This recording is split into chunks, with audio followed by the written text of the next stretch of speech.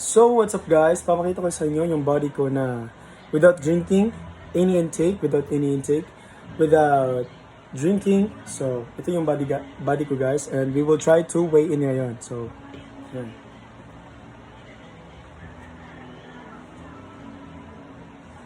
Diba?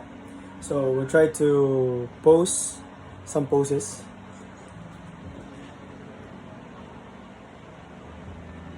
Yan.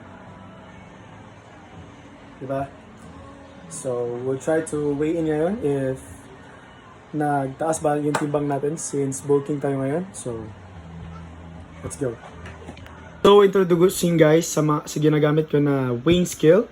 It's InSmart guys. Then makikita yung yung mga steps na gagawin mo bago ka mag-weigh in. Pwede din siya ma-measure yung body fat nyo guys. Mag-bluetooth lang. If you're trying to weigh in, it doesn't mean na mahalin talaga yung gagamitin natin. It doesn't need to be complicated lang. So you just need a weighing scale, a right weighing scale. So any weighing scale can work. At nabidyohan pa talaga yung kaibigan ko dito. So tara guys, ilagay natin dyan. Yan, okay? So try weigh in na. Medyo madumi yung pa ako.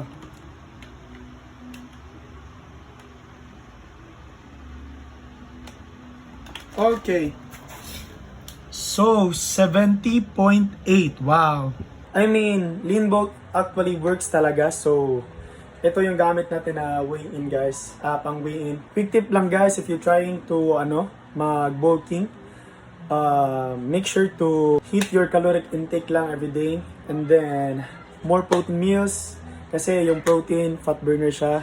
And then, protein builds muscle, okay? So, that is what you aim for dapat. Para sa quick energy and also long-lasting energy, carbs and fats, yan guys, mga meals natin.